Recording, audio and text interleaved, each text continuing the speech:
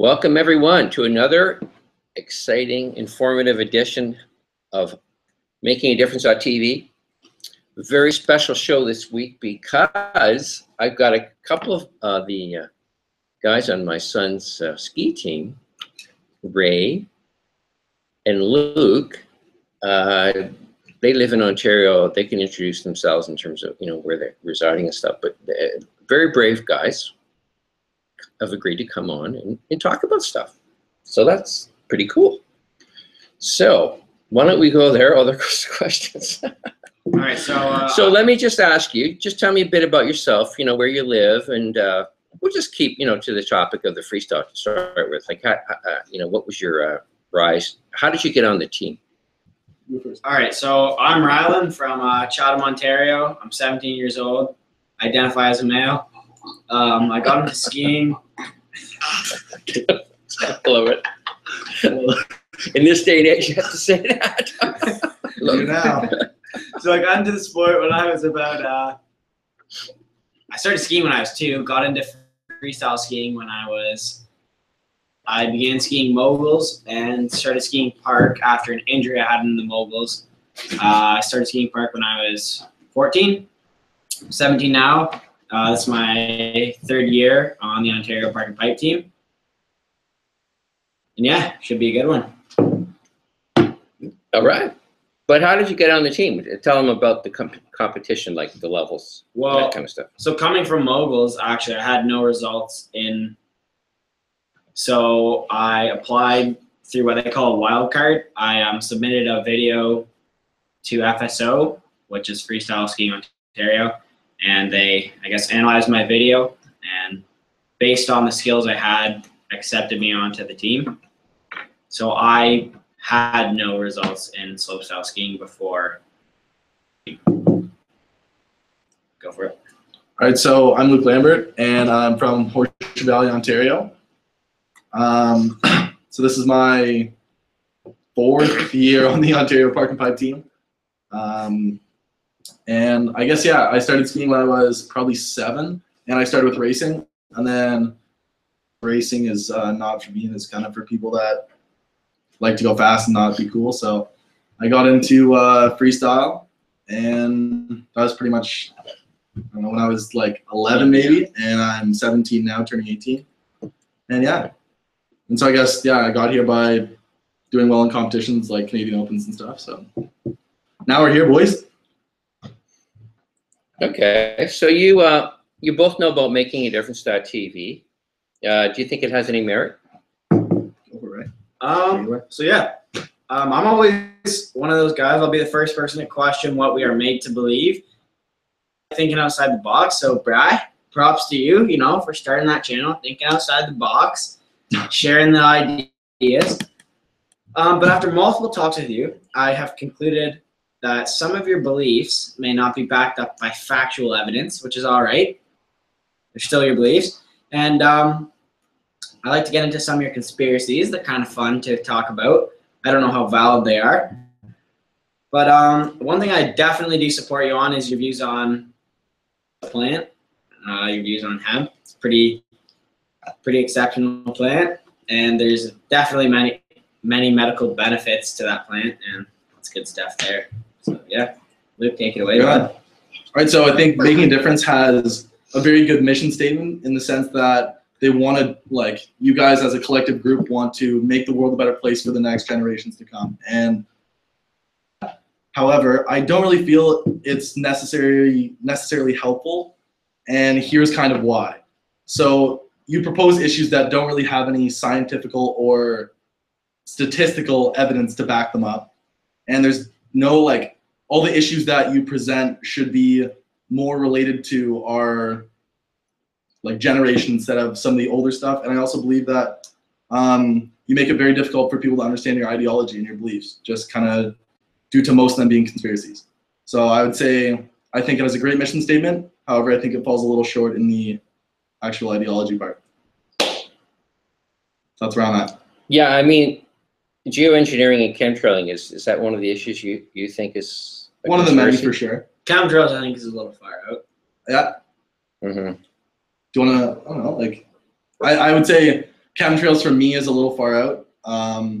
Just like analyzing things scientifically and kind of realizing what they're all about and all the evidence that people have provided online and stuff, just looking at different chemtrails or like supposedly chemtrails. And I think honestly, most of them are condensation trails. And it just happens when the warm air from the engine actually like hits the cold air from the atmosphere and just turns into condensation. And I believe that's what it is.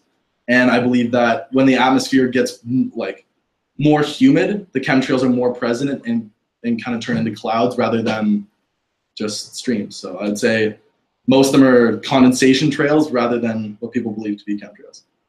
I would agree with that. Have you ever looked at the site? It's on. It's one of the channels on Making a Difference. It's I consider him one of the top anti-geoengineering researchers on Earth, Jim Lee. He has the most amazing site. Talk about evidence for chemtrailing. It's all there. I'm talking like a PhD course. There's literally thousands upon thousands upon thousands of pages of information. I just suggest you guys check it out. I know that it's the mainstream news, and the Weather Channel has done a number on it and tried to make it seem like it's a conspiracy. But I'd love to get you guys. Would you like you? We had a great talk the other night with one of my other friends, James Shanks, about I'm going to get to that later, about this huge lawsuit. And you guys were, chatting with him. That was great. So would you be up for a chat with Jim Lee? Yeah, over Skype? I would actually. I would be more interested in talking to Jim Lee for sure. Like, I think he poses a lot of very good evidence that I haven't seen yet. It's actually in the fuel. All the things, aluminum oxide, barium, strontium, are actually fuel additives. So it's not, he's claiming that most of the trailing isn't actually being done by military jets or some extra jet on the side with compartments hidden or whatever. Yeah, it's in the fuel, right? It's actually in the fuel. Okay, so let me ask you. He's read all the fuel literature, and it's actually quite an amazing effort by Jim because he's done all this on a voluntary basis. Right. Okay, so what do you think the government's main goal is by putting these chemtrails? Yeah, like what is their goal to have on their own people by chemtrails? Like, what would be the benefits for the government by laying down chemtrails on the population? And essentially poisoning their own people. Why? Like, why? What benefits does that have? And wrecking the planet. Both. Well, I mean, wow, those are pretty broad questions. I can tell you the reasons they put the fuel additives in is often to increase fuel efficiency, lessen the carbon footprint, the amount of carbon going out from the fuel. Aren't those all very good things, though? Very good points to have fuel additives to make an airplane go farther on less fuel and reduce its impact on climate change? They might be trying to deal with the devil by just introducing something worse. So that's kind of the conclusion I've come to. Why don't we just stop flying so much? How's that for an answer? Like, we're doing this right now. If you were in your individual homes and not here with me, we could do this the same. Yeah, for sure. Over Google. Why are people flying all over the world still? When we got incredible internet service that you can stream, you can have meetings with 20, 30. Some of these services are free up to 30 people. I don't know why we're flying so much. Because this is not a fact, but I would say majority of people are not flying to just have discussions with people. A lot of people are enlightened on cellular devices and they know how to have phone calls and Skypes and stuff. I'd say majority of people are probably traveling for business or for just leisure to, like, they need to get to other places. Just to add on to Ryan, I guess, I would say most people travel to experience the cultures around the world and not necessarily and getting to see the world as a whole gives you a better understanding of what's going on. The world is a book. Those who do not travel only. It's a quote from Dr. Walsh. Dr. Patrick Walsh, PhD in coaching. Well, there's other ways to travel other than air flight. So how anyway, you guys nailed down to. I really encourage you to look at his site. It's not just a compendium on geoengineering. It's a compendium on almost every eco problem on planet Earth, from fracking to nuke plants to nuke waste to chemical waste. extensive, the amount of damage that has been done to this planet. Searching, I know I look at points, and I also subjects such as things that may be considered conspiracies. I always look at points against it, like so conspiracies debunked. So do you, Jim Lee guy, do you ever look at or do you look up might be incorrect, or do you only just take what he has Jim to say? regularly is open to debating anybody on his research, and he's usually turned down. People won't go up against him. He's had many battles on websites, threads of what do you call it, Twitter and things like that. So he's quite accomplished. He's a Mensa level intellect. He's a photographic memory. The guy is he doesn't waste his time making a website. I call it the best website on planet Earth. He has 2 young kids. He's concerned about them. He wants them to have a future. Cancer rates are off the charts. There's a whole range of evidence that we're doing a lot of things wrong because there's so many things going wrong. It's my contention. It's hard to pinpoint it on one source, but there's a lot of things going wrong. We should correct them all. One of them is geoengineering, but I mean, do you want to live beside a nuke plant when all the research shows that you have higher cancer rates when you live beside a nuke plant? So one sec, I just have like just a question for you. So that's just another question. To help understand your rebut to that one. Well, yeah, no, this is along the lines of that. Just a question for you to just help me and Rylan better understand your ideology and your beliefs for making difference.tv. It's not. I don't have an ideology. So what do you? What's the mission statement system for your making a difference? What does that entitle for you? Me and Rylan gave our thoughts on it, and I'd like to hear yours. I believe that we're a pack animal, and that we have to learn to live again in smallest beautiful communities in order to maintain a balance with the planet. Okay, we should be growing our own food. We should be living in small communities. We should be spending time with our children, not putting them in daycares. All these things have an impact on our psychosocial development. We have 20% of the population is now on psychotropic drugs in North America. A lot of this stuff is attributed to the way we treat our children and the way we grow up, and the fact that we don't live in communities that are close-knit. Like, you guys are really cool. I love what you do because you're a close-knit group and you work together, and you're competing, but you're also very helpful of one another and supportive, and that's beautiful. This is the kind of thing I want to have everywhere.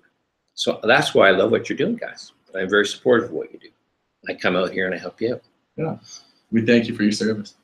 Yeah, but what I'm saying is that what you guys do, the model you're using to get better at skiing, is the kind of model I see that we all should be living by. We should be living in smallest beautiful communities.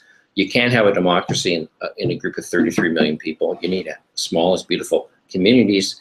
Basically, we ruined North America when the warlords from Europe came here, and they broke down the system that they had. They had a beautiful system of 1,200 nations. And as soon as the group got too big, they broke off into another group within the tribe called a clan. And that way they could easily manage things much better. So we can put technology on top of that model, but we've got to slowly get back to the smallest beautiful community model. Or I believe that, I'm not sure we'll destroy the planet, but we'll definitely have a very hard time living here. And I think populations are going to dramatically decrease in size and things of that sort. There'll be a lot of problems, a lot of health issues. Okay, now when you say small communities, like what size of communities are you talking about? Well, the Dogon in Africa, their number is 500. They usually range from about 100, 200 to 500 in terms of size. So there's usually a small hierarchy, but it's based upon the family, the extended family. Generally, the parents raise the kids. Sometimes they split off. There's many types, okay? But there's 3 general rules. One is you don't mess with Mother Nature. You don't put poisons into her. You don't poison the water, the soil, and the air. Yep. Those are number 1. Like that's a given. You learn to love difference in that you respect different ways of doing things. Yep. Okay? There's no violence. There's no, my way's better than yours. And if you don't listen to me, I'm going to take you down. That attitude, that's, the kind of thing that you guys don't agree with within your skiing. You don't have that attitude towards other people. You don't try to, shoot them because they're better than you on the ski slope. Right, yeah. But that's literally the way governments act right now. They try to take down other governments if they won't give in to what they want. And we have a very powerful conglomerate of governments. It's called the Western Military Industrial Complex. So, So that's a big problem that we're not seeing and dealing with. so with these small communities, we would not be under a government, correct? It would be locally, well, governed. I mean, it would be locally managed. Government governed within a community, right? So like That's right. And people could choose whatever structure they want. I'm saying we have to get back to it. We So can how- use the indigenous people can get back to the way they want to live. There's many examples of this. There's two big organizations. There's one called the Global Global Eco-Village Network. There's about 10,000 communities in that one. There's another one in North America based. It's called IC.org. That's the Fellowship of Intentional Communities. And they've got about 1,300 communities. I was just at one of their communities just before I came up here to work with the team here. nice. Support the team. And beautiful small group of people, only 8 people, 6 to 8 people. It varies in size, but they got, well, 4 acres under care. It's all organic. They sell most of the food to support the community. And there's a lot of artistic people in these communities, a lot of writers, painters.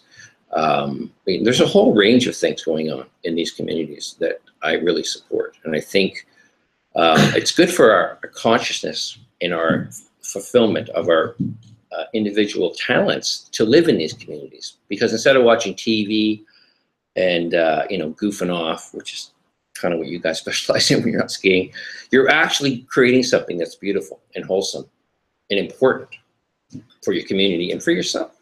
So I think you're definitely right in the fact that it's nice to go back to an eco-village or just a village between a small amount of people that work really, really well together and share the same beliefs and stuff. But I also see many problems with that. And one including that you can't just reduce a population size into many different villages or clans without having violence. You almost return to the fact where you're pillaging and stealing other people's land and food, and it almost goes back to that if we're not under a democracy. And I understand that in a democracy, things don't always get done the way we want because things take forever to actually happen because we have so many people to vote and so many things to happen before a change is actually made. But I just believe that going back to a clan-based system would almost be too violent because there's too many people that would want to infiltrate and attack other people's clans just to get resources like food, building supplies, and just stuff like that. And I think that would be a real problem considering that each village couldn't have their own army to protect them. The community I was just at, run by Mike Nickerson, he's written lots of books, done a lot of videos. He's toured the country many times, and he's basically proven that you can support a lot of people just on your own land. You don't need any resources beyond that. So these communities are going to learn how to support themselves locally, so there's no need to attack other communities for resources. They're going to create plentiful food, water, whatever they need locally. But what about people in Japan and clans and stuff that are where their population density is so high where there's not enough resources to sustain them? Like in Canada, we're lucky because we have so much land that is so untouched and so many resources. But what about people in higher population densities that need to access these resources that don't have access to them? These smallest beautiful communities are going to deal with the shortage of resources because they are the ones that know how to create a lot in a small area. So I'm not saying they're going to do this overnight. I'm giving us 20 to 40 years. We have to change a lot of things. But what we can do is look at the ones that are out there now. There's quite a few of them now. There's literally thousands of them all over the planet, including a few, about 50 actually still completely indigenous peoples on planet Earth. Okay, there's still some pretty much untouched. Some of them haven't seen Western, what we call civilized people. So we use them as a model, and it's a process of creativity. So the 3 rules are: don't hurt Mother Nature, love difference. So don't do what you're suggesting, which is that they would start attacking one another. And the third principle is be unique. Find something to do that others aren't doing, or serve a purpose to the broader community. Find a way to basically create an economy for yourself that keeps you connected to other communities, whether it's healing, teaching music lessons, you name it. There's so many things that people can do. Being a doctor, being a dentist, All the things we do now, we can do within these smaller communities. That's why I think maybe 500 people might be ideal. Maybe, you know, if you can manage something bigger, you know, that's fine. So you're suggesting that we go back to the traditional barter and trade system and have a different currency rather than use regular money to buy goods and services. Yeah, I want to incorporate Mother Earth money, which is a currency with a conscience that can't be used to create toxins and military equipment and bombs and chemicals and bacteriological weapons. People don't realize how much money we're actually spending and how many resources we're putting into these very sinister technologies. Would this Mother Nature dollar fluctuate in cost, or would it stay fixed? Oh, well, that's a good question. It would basically be based on an effort to fund people who want to create smallest beautiful communities, work on fixing like converting our technologies so they don't emit toxins. We do things like use hemp to create a lot of what we need industrially. But the currency itself would need an infusion of capital to make the transition. We'd need probably a group of fairly well-off folks, like say a Bill Gates, who gives a lot of money away. I doubt he'd support it, but there's other people like him who would need a couple $1,000,000 to get it up and running. But once it's going, we have quite a few examples of alternative currencies now, cryptocurrencies, like Bitcoin is one of the more prominent ones. So it's not a matter of whether or not it can be done. It's already been proven that it can be done. And it's not going to take over the present money system, but it's going to be there as an alternative currency that can be used. And if you believe in it 100%, you'll convert most of your money to this alternative currency. If you don't believe in it 100%, if you only believe in it 5%, you might get 5% of your money in this alternative currency. But it's going to be used to loan money. Going to base a bank on it. We're going to loan money to people who want to create permaculture gardens, who want to do all these really positive, important things to bring the planet back on track.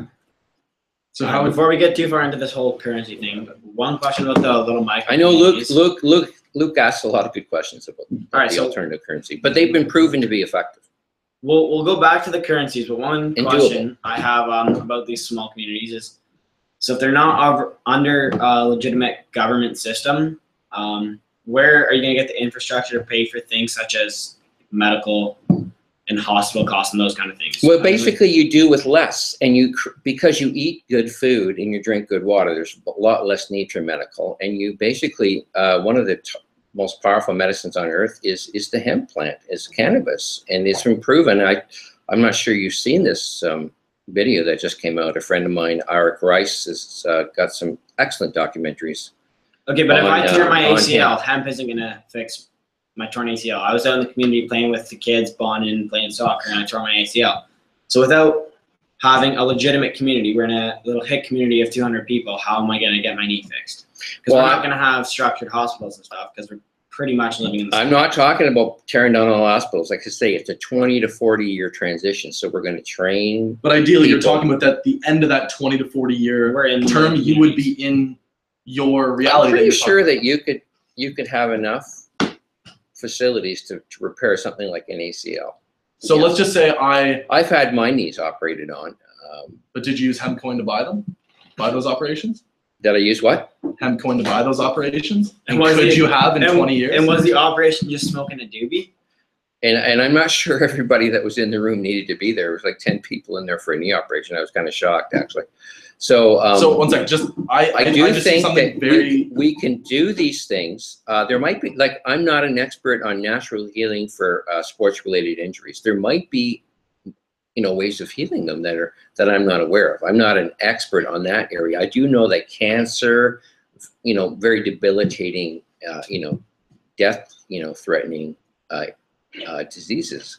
It's been proven that hemp oil, high in THC, is a very, very effective treatment for them, much more than, say, chemotherapy. So it's a matter of making the transition. Our medical systems, before we went cancer nuts, and basically cancer came out of nowhere when we banned hemp back in the late 20s, it was great. It was basically half of the medicine was based upon hemp oil. Right. So do you think hemp can in the Western society, and that's something that arc Rice talks about in his movie. So yeah, do you think hemp can fix things such as like high blood pressure? Oh, definitely. Really? But things like sports injuries, that's an excellent question, guys, because that's not something I thought of. But Yeah, it's same with dentistry. Like there are things that we have created that are very useful.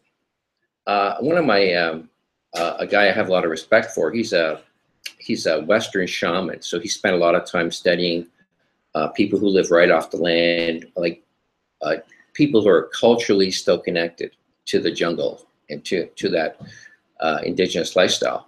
And the reason he got into the community is because they needed dentistry done on their mouths. The shamans, their teeth were rotting, and so he got them dentistry work. And that was his way to get into the community and get access to their knowledge. So you see what I'm saying? I'm not saying we have to throw everything we've created in the West in the drain. No, I'm saying we need to bring in more natural healing systems, more natural economic systems, because we all are nature. We're all made of the soil, the air, and the water, and the fire on Earth.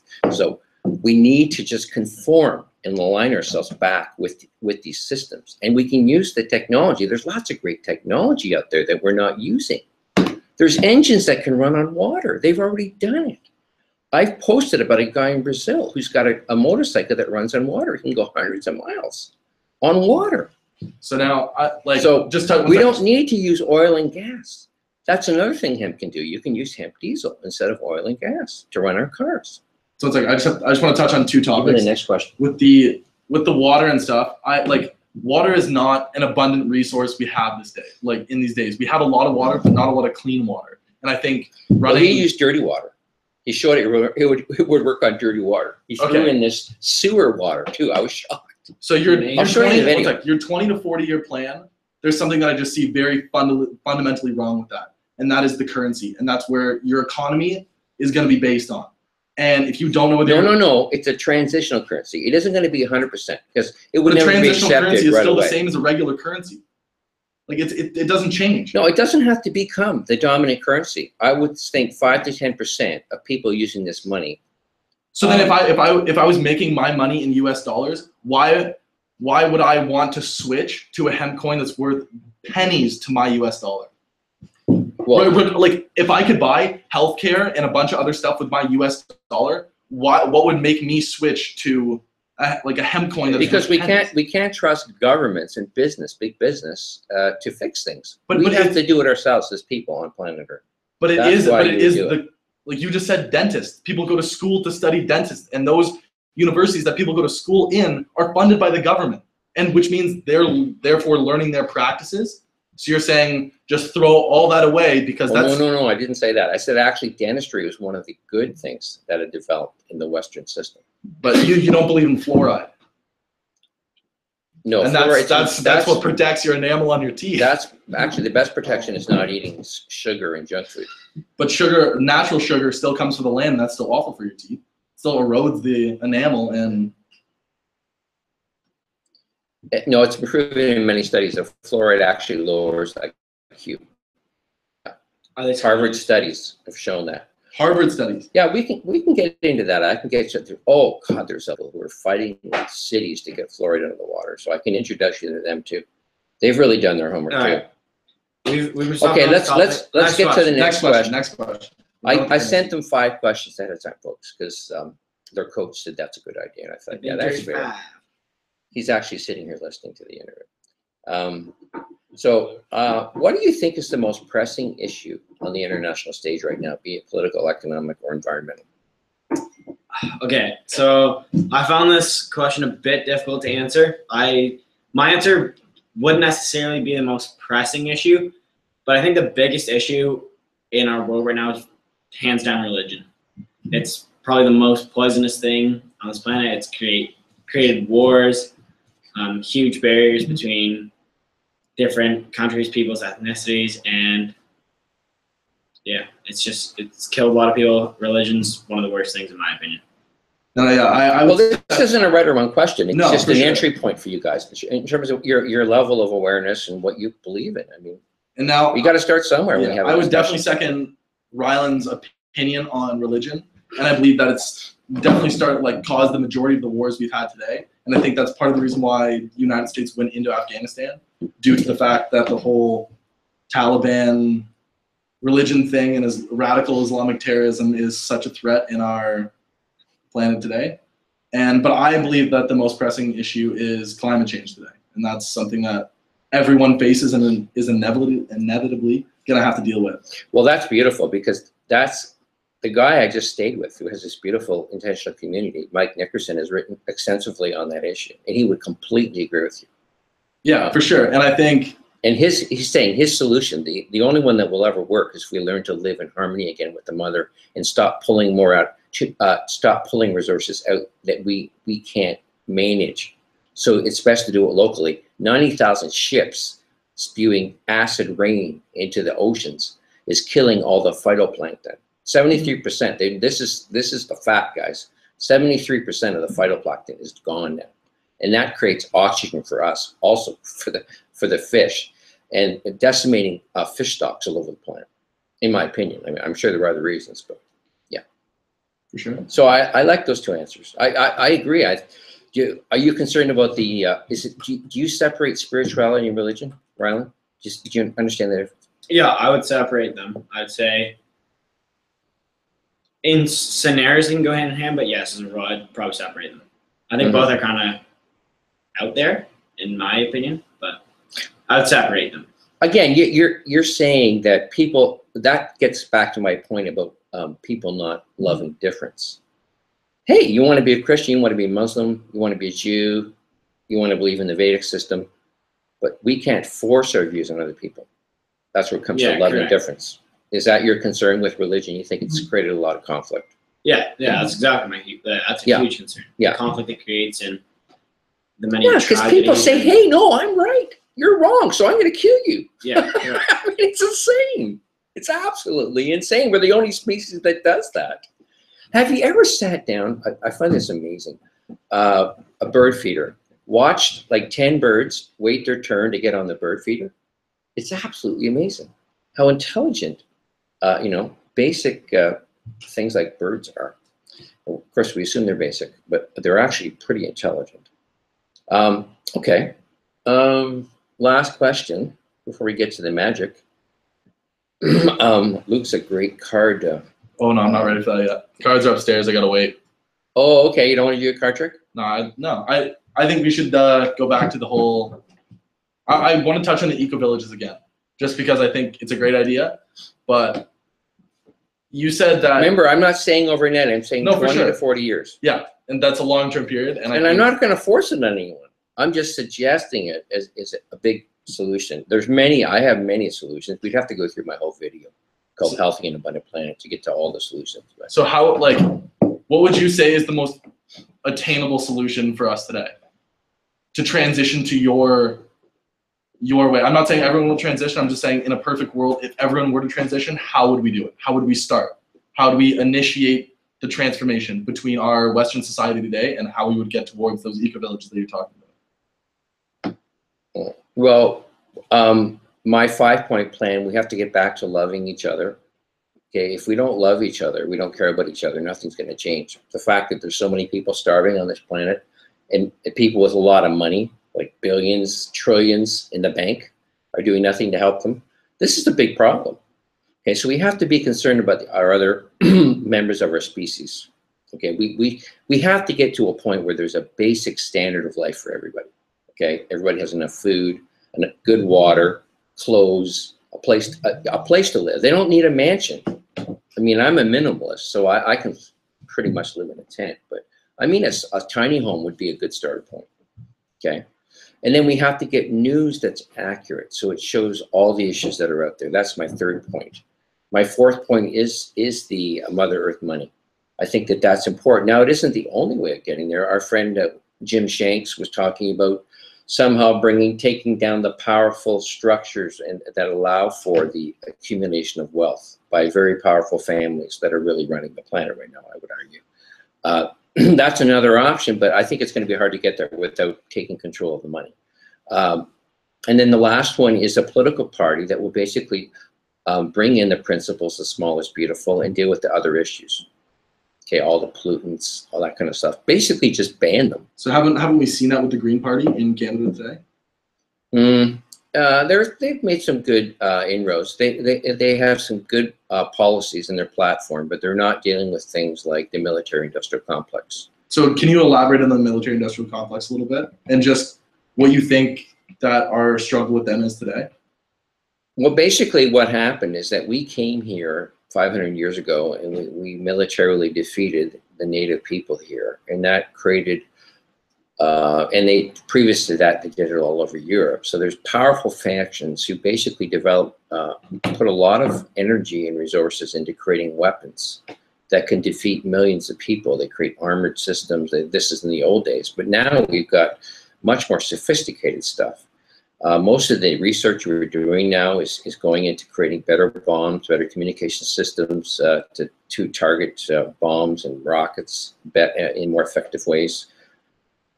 This is almost 40 years ago now. Back in, well, I guess 35 years ago, 82, 83. I didn't find anybody disagree with me. I went to all the unions, main unions in Canada. I went to 50 different politicians on Parliament Hill, and I went to the student movement. They all agreed that it's crazy. Yeah, why are we spending all this money and taking the best minds on planet Earth and paying them millions of dollars a year? A lot of these people are making big bucks to develop these systems. So haven't our greatest technological advances come from the military and what they've developed? Well, that's it. They have. That's because they have the biggest minds. They have the best minds. But and what they do, let me finish. And they take these inventions, and once they're obsolete, they sell them on the stock market. Like, say, Google got the search engine. What's that search engine? Boolean algebra, whatever is the name.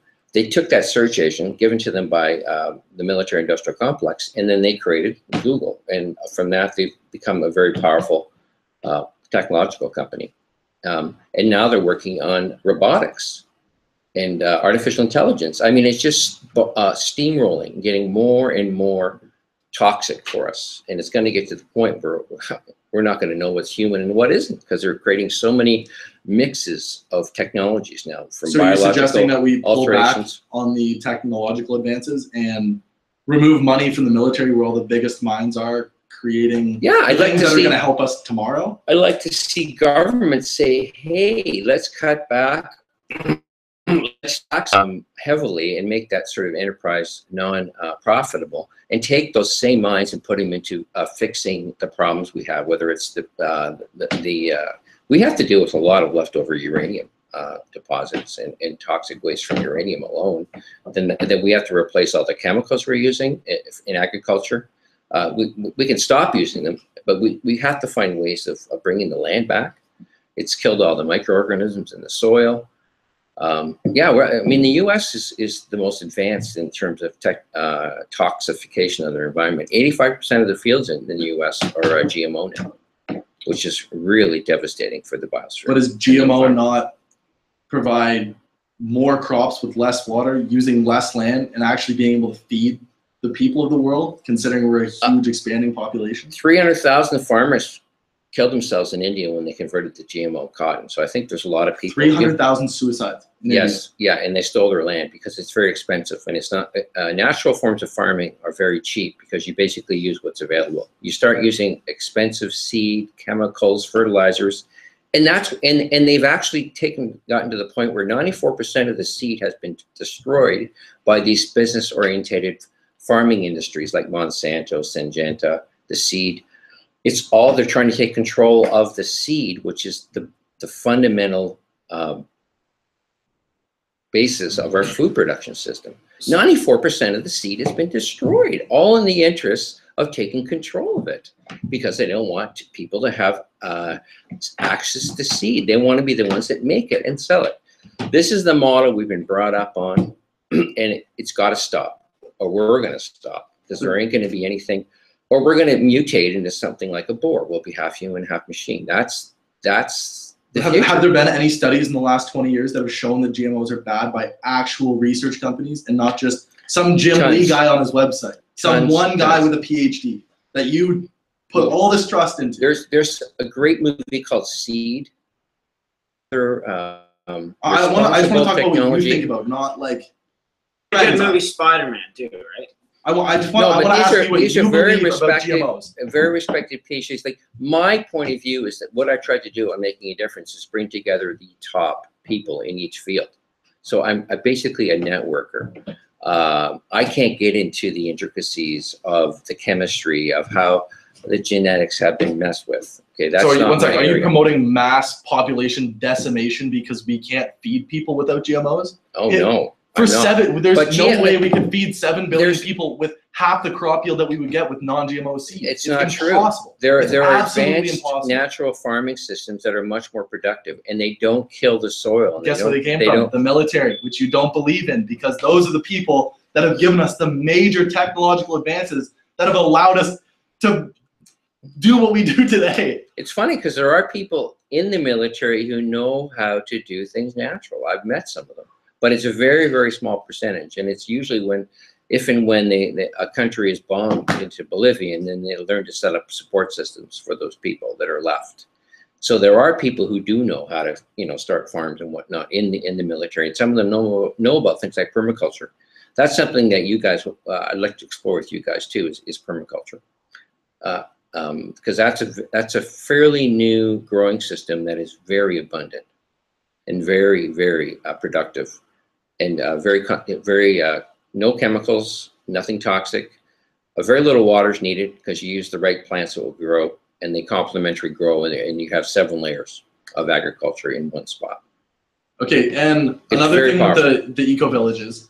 So when you I thought the eco village is a very good thing. I think it poses a lot of advantages, but also many disadvantages. So when you have an eco village, and a farmer turns. I don't want everyone to live in. I know. But when you take a farmer that has been feeding, let's say, a whole town, right, and you condense that into, I don't know, let's just say you take a village of 6 to 8 people, like one you just visited, right? Mm-hmm. Instead of that farmer just feeding 6 to 8 people, he could be feeding many, many more and creating a business, and that's what drives our economy. Well, but they are selling their food in markets. Exactly, but when you're from the land, I'm just confused at how that integration will work between our economy and yours. There just seems like such a divide between people that want to live off the land and provide for their eco village, and people that would want to, export food to many other nations like China and places with mass population densities that would likely not exist anymore if we couldn't help feed them. I just think that it would be difficult for farmers to make that transition. Well, I think in Canada, it's not going to be that difficult because there's a lot of good land here that it's not even being touched. I mean, yes, but what about the rest of the world that relies on us? The lawns in everyone's in front of their house and in the back could be turned into gardens, and they could grow their own food and be a lot less work for the other farmers out there. I don't think we're responsible to feed the rest of the world. They can feed themselves if they use the right methodology and if they have access to the land. You see, this is a big part of the problem when it comes to starvation.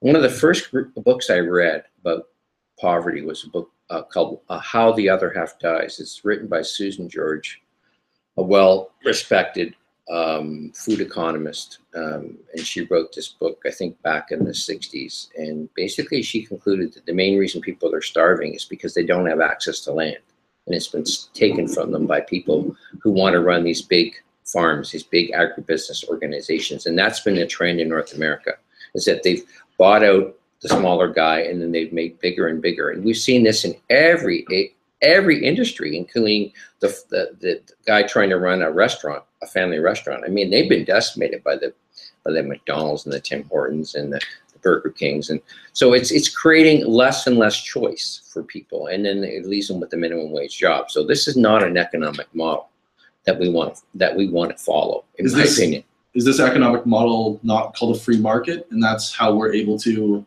import different goods from different countries? Like, essentially, you want to create an eco-village with a small amount of people, and all of them have one task or bring something to the table, and that's why you would want them there. But yet, our world is a very large eco-village in a sense. We need stuff from Japan. Japan needs stuff from us. We need stuff from the USA. They need stuff from us. If we want to continue our technological advances and not be at war with other countries, I think it's important that we maintain our relationship with many other countries around the world, and that's why a free market is so important. And I think going into an eco-village poses many, many downfalls because you don't have access to the things that you would normally get from other countries. Well, yeah, it would have an effect, a very dramatic effect, if we could get it like 1 million eco-villages, because yeah, we wouldn't need to do as much trading because we create what we need locally, maybe have a little less variety. And you would also decrease the population. Snapping together iPads outside Ottawa. Yeah, my brother-in-law used to work for IBM. He was a VP. He used to put together, believe it or not, these data centers where they're running like Facebook out of and Google. You mean like servers? Yeah, they're huge. I mean, they're bigger than shopping malls. Like they're huge, huge places. And yeah, he said that the internet wouldn't work properly within the model that I'm proposing. But I'm not sure I agree with him. But I think it would have to be definitely changed in order for it to work properly. So the technology, but they are talking about smaller scale internet because people are concerned about everybody being spied on. So, but what I'd like to say is we've had a great interview, and Luc is a good debater. But we have to go issue by issue. But the issue, free trade doesn't exist. Basically, what we have, in my opinion, and I'm pretty sure this can be backed up. I know it can be backed up by all sorts of information. Laws, treaties, you name it, UCC, Universal Commercial Code. We've got systems that basically allow huge organizations, big corporations to run everything. The little guy gets left behind severely, and they benefit themselves economically. They don't benefit everyone, and that's a big problem for me. Okay, that's why I want to get back to the smallest beautiful model, make sure everyone has enough, and then build upon that. So, but let's leave it at that, guys. I'll let you make a closing statement. But I appreciate your interest in doing this interview. I'm really impressed. You have the confidence at your age to do this sort of thing, and you really do think about this stuff, which is important to me too, and I think the world. So, can I get a commitment from both of you to do an interview with Jim Lee? Oh yeah, on Skype? Yeah. Let's do it tomorrow night. Tomorrow night? Oh no, we can't. Oh no. Jim Lee on Skype right now. Let's give him a ring. Yep, let's give him a ring. Totally in. I'm in. Jim Lee. Well, Jim's a pretty busy guy. He's got 2 kids and a wife, and he's doing all sorts of cool stuff. So very reliable. I think you'll really like him. He's a bit younger than I am. He's a pretty cool guy, and he's also an expert in computer programming. He's actually very talented, and I have a lot of respect for Jim. And believe it or not, within his community, he is not liked by many people because he is so sensible and he is so non-conspiratorial in his point of view. So non-conspiratorial. Yes. The most conspiracy issues that he touches on. Yeah, but he's just basically saying, hey, that doesn't sound right. This is the document that says they're doing this and this and this, right? Right. And he went to the Environmental Protection Agency. He called them up, say, hey, I want to come there and have a meeting with you guys. And they spoke with him and they said, hey, you're making some good points. And he convinced them to have a meeting. So the guy is smart, and he knows how to work the system, and he's got his own, fix that he'll probably explain to you guys, and maybe you want to help him. I don't know. I just try to hook people up that are doing good stuff. Right on. So, well, that'll be the next step. There's a lot of content on my site, so I encourage people to go there. And I definitely encourage young people like Luc and Ray to stay involved. This world is, you're younger, and you got a lot to lose if we don't get our acts together. So, thanks again for coming on Making a Difference TV. And any closing comments before I shut down this? Huge thank you to Brian Porter for having us. Yeah, it was a great conversation, and thanks, Brad. Look forward to hearing from you, Jim. Yeah. Don't skimp out on this one, buddy. Yeah, and this one's a big one. I'm very respectful of difference. You see, I live by my philosophy. Sure. People don't have to agree with me for me to like them. I don't yell and scream at people just because they don't agree. So I really respect Luc for a guy his age. He has a lot under the noggin. I'm very impressed with how his level of knowledge of the economic systems that we have now, how they supposedly function. Like he's really I just like to stay informed, and I think it's really important that I think information is power, and definitely the more you know, the better it is. So. And I don't want everyone to be Brian Porter and live in an eco-village, but I do think we need more of them, just like we have seed banks. So we'll leave it at that. And thanks again, guys, for your bravery. Of course, you're gutsy guys because you do freestyle, which is top notch. sport, in my opinion. So it brings the best out in boys, turns them into men. So thanks again for coming on Making a Difference TV, and we'll follow up with an interview with Jim Lee. Sounds good. We'll update you with that big dirty interview from Jim. Sounds Cheers, good. boys. Bye, guys.